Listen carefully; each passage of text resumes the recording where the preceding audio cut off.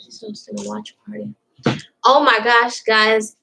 I'm finally live on here. Yes. Yes. You don't know the issues that this computer has been giving me, because you guys know I usually go live on my phone. I don't like going live on my iPhone, though. It says overheated. I'm super excited we got it right. Okay.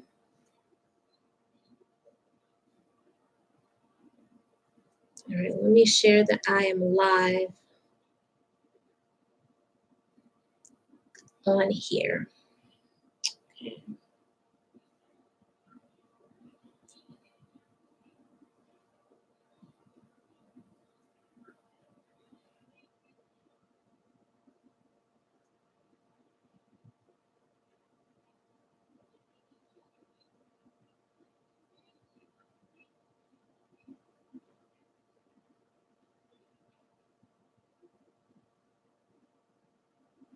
Okay, paste this.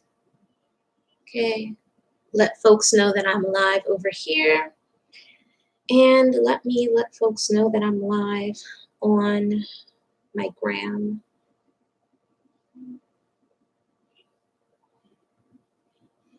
Okay.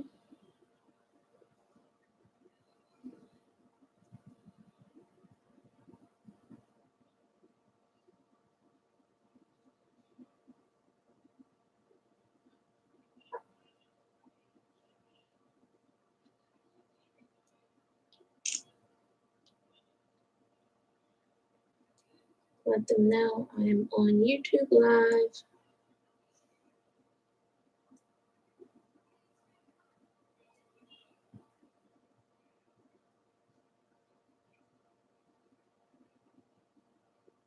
I just put olive instead of live. Jeez, man, what's going on here?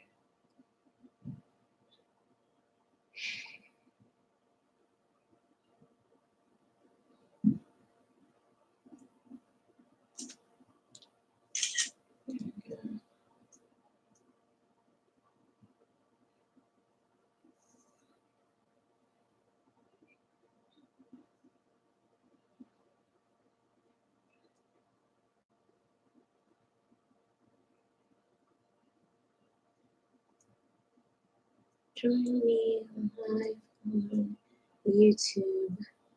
Link in my bio.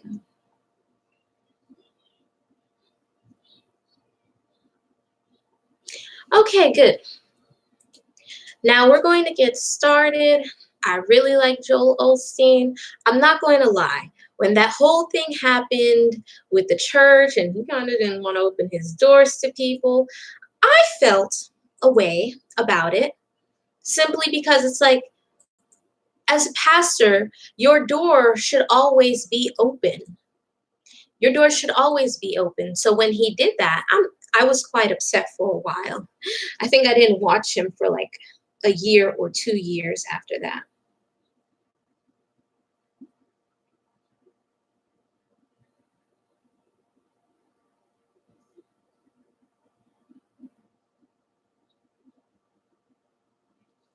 Okay, I let everybody know I'm live. Yeah, I think I didn't watch him for like a year or 2 years after that, but I let it go because I'm like, you know what? I like it, but oh my gosh, I'm like, that's my voice.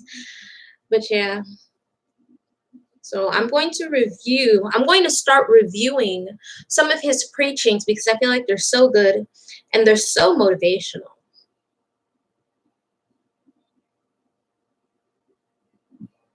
Let me put this here. Join me live.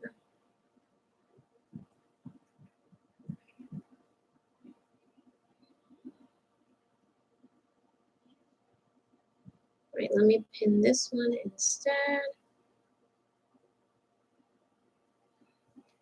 Okay, and put it here too.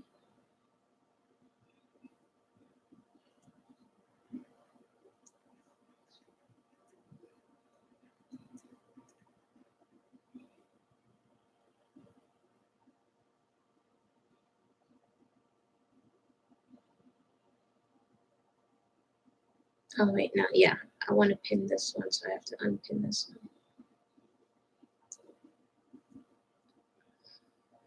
Did I just delete the other one?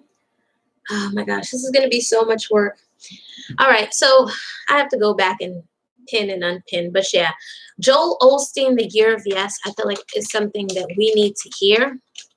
I feel like a lot of people just give up on their dreams, and it's something that I don't like to see. I've been pursuing acting now since, what, 2011? About as long as I've been doing YouTube. I still haven't given up, okay? I remember when I got my first speaking role, how excited I was. I'm like, oh, this is a Netflix show. You guys know Master of None. Then I finally got the residual check for it because that was like a whole big thing. A lot of, you guys probably don't even want to hear about that story, but yeah. So yeah, let me play this preaching of his. I'm going to skip the first 2 minutes because usually he's telling a story, which is fine, but we're going to skip that part. All right. And the reason we're on this channel is because I don't want people to feel like I am shoving my faith down their throat. I feel like everyone should feel that they don't have to be forced to talk about religion. So that way I let you guys know that's what we're going to be talking about on this channel. So here we are. So that's what we're going to be talking about on this channel. So here we are. Right, let me turn that off, even though I like the sound of my own voice. Okay. The times you've been denied, turned down, told no thanks, that's not the end. It just wasn't the right time. Yes is coming. Yes to the dream you quit pursuing. Yes to the child getting back on the right course. Yes to the business you've been wanting to start. Now, people may tell you, no, you can't get well. Look at the medical report. No, sorry, you don't have the experience we need. No, you're not talented enough. No, that idea is not going to work for us. Their no doesn't cancel out God's yes. Don't let them talk you out of your dreams. God has the final say. He's saying, get ready for yes. Yes to increase. Yes to... So he just said something that is so important. Get ready for yes. I feel like a lot of people want something in life, but they're not prepared for it. And you always have to be prepared for when that opportunity presents itself. I just, the other day, ran into Capadonna from the Wu-Tang Clan. Super excited. Guess who didn't have their business card? I didn't have my business card on me. And when he asked for my business card, I felt like a little embarrassed because I couldn't give it to him. But you know what? That's okay because I live in New York City. Plus, I work in the film industry, so I run into celebrities all the time. So I know the next time that I see him or any other celebrity, I will have my card on hand and I will be prepared. You have to be prepared for these opportunities for when they present itself. It's not the minute the opportunity is in front of you, you're like, I got to get ready now. No, you have to be ready and stay ready. Because a lot of the time, God isn't going to send something into your life and you're really not ready for it. Freedom from the addiction. Yes, to seeing your family restored. Yes, to new opportunities. God is going to put you at the right place at the right time. He's going to send divine connections, people that will go out of their way to be good to you. You couldn't make it happen. It was the favor of God bringing you into your yes. I talked to a lady that Speaking of people who are going out of their way to be good to you, I used to hand out flyers for a business out in the cold. And I remembered these two people who were really, really nice to me. I feel bad because I can't even remember their name because it's been so long. But I remember I was 16 and I really needed some money. And obviously I had to get a job because if you need money, you need a job. And these people, they bought me a sandwich because they saw I was standing out in the cold handing out flyers, and they bought me chocolate. And they let me sit in the business like whenever I would get cold because, you can't just go inside of people's business and sit there because obviously I'm not trying to get the cops called on me and I don't really want those kinds of problems. So I thought that was really nice. And it kind of makes me sad that I cannot remember their names. But I appreciate it because I feel like God was looking out for me when that happened. Like, I don't know these people, but they decided to do something good for me. They decided to be nice to me. And I feel like that means a lot. That's why I always try to go out of my way to try to be nice to people, to try to help people in any way, shape, or form that I can. Let's continue. Had been out of work for over a year. She worked as an executive in sales, very successful. After many years, unexpectedly, her contract was not renewed. She had an impressive resume. She applied at a couple dozen companies, but no one was interested. She was turned down again and again. Several months later, a company called and asked her to come in for an interview. She was excited. It looked like something had finally opened up. The interview went well. She thought she had it, but they called back and said she just wasn't the right fit. This happened 4 more times, where she went in and interviewed, looked like she was the front runner, then she was told no, one no after another. A few months later, a company from out of state called. They were very interested. It was between her and another man. She flew to that city for an interview. On the way to the office, the taxi cab driver struck up a conversation. She was very friendly and told how she was there to go on a job interview and how she had been praying and believing that something would open up. Out of all the offers, this was the one she wanted the very most. He dropped her off and told her that he was pulling for her, that he believed that she was going to get it. Later that day, the lady that interviewed her had to catch a plane. It just so happened this same man came back to the office and picked her up when she called for a taxi. Being the friendly taxi cab driver that he was, he asked her how her day was going. She explained how she'd been interviewing 2 people, a man and a woman, and couldn't decide between the 2. The taxi cab driver said, "Let me tell you who you should pick." She said, "What do you mean?" He said, "I picked up that lady you interviewed and brought her this morning, and you won't find a better person. She's smart, she's talented, she's articulate, plus she wants to work for you." He went on and on singing her praises. The lady said, "You know what? I just made my decision." When she called the lady in the other state and told her that she got the position, she said, "If you ever see that taxi cab driver again, you need to thank him because he's the reason I chose you." What are the chances in a large city that the same taxi cab driver would pick up both ladies? And I want to say this, there will be people in life who put in a good word for you. And I feel like what's for you is for you, and no one can take that away from you. I feel like that's what discourages a lot of people from getting into the acting industry, because they're like, oh, well, I don't have the connections and stuff like that. You can always make the connections. I've had people who have put in a good word for me. When I got my speaking role on Master of None, when I got my principal role, that day that I went on set, I went as an extra. But because Aziz Ansari thought that I was so funny and I stood out from the crowd, he upgraded me from extra to principal. And a lot of people may not know this, but type in getting upgraded on set or getting upgraded from extra to principal. It does happen.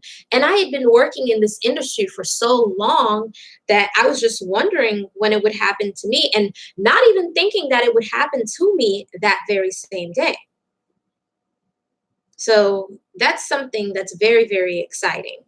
You know, people will put in a good word for you, and you never know who likes you and who wants to elevate you in life. Also, something else I wanted to note, what's for you is for you. What is for you is for you. And what's not for you is not for you. I was in a modeling contest.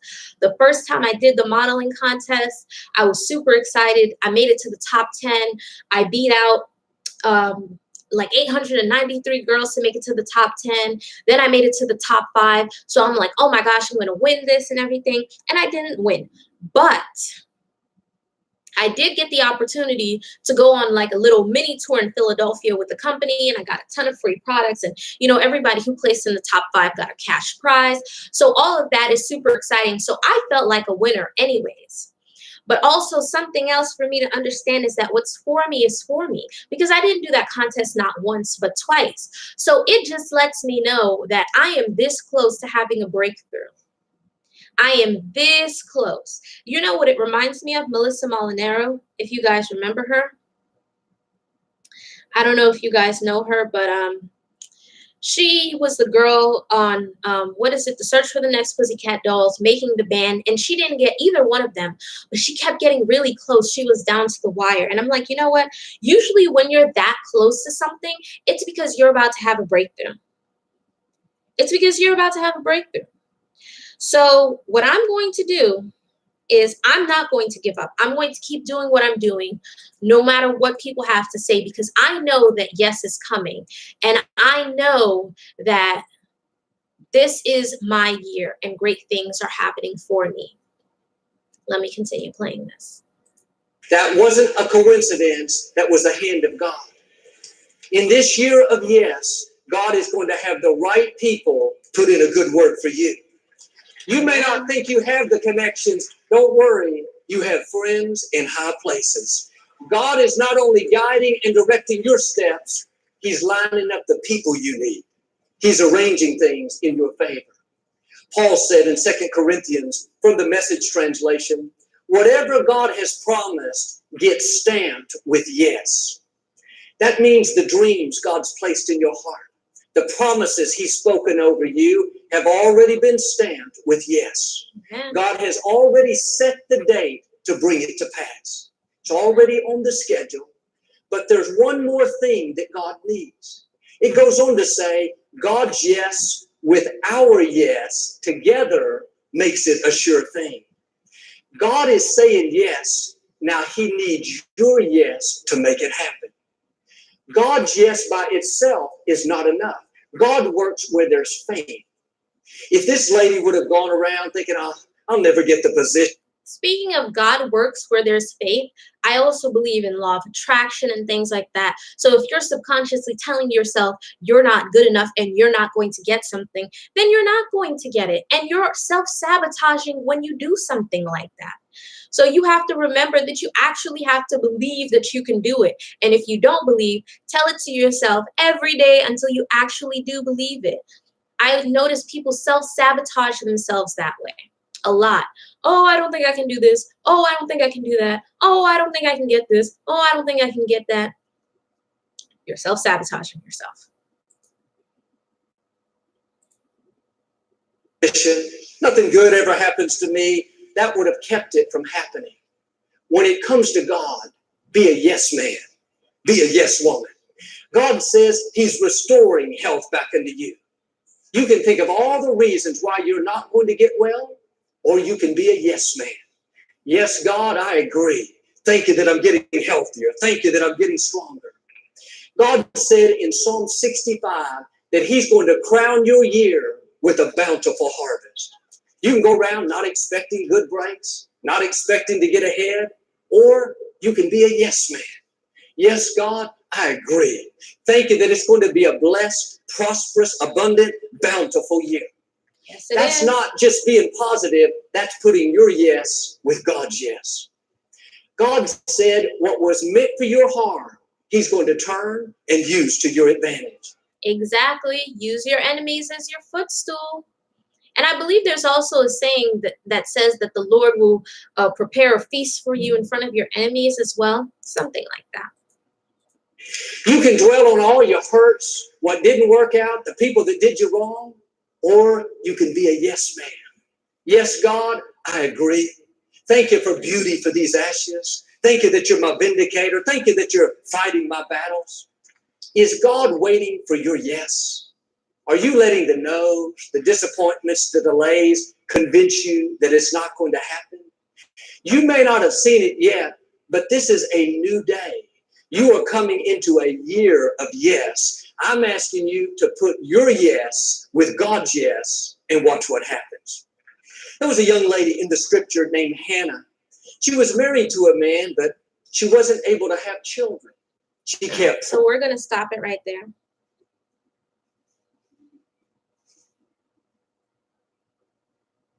Hold on, guys. Sending a text.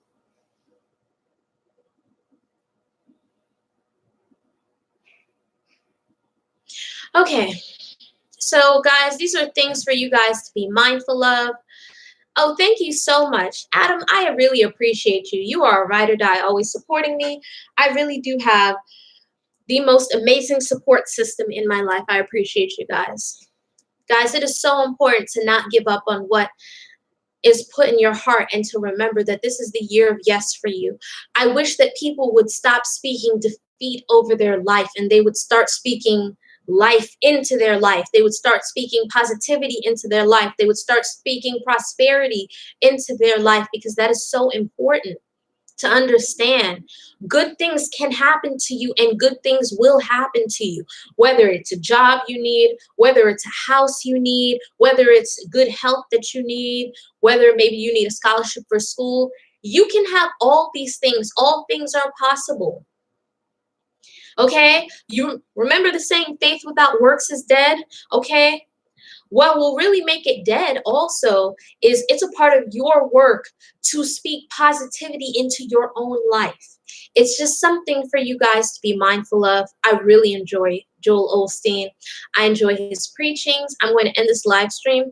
This one is like 21 minutes long, so next time I'll make it a little bit shorter.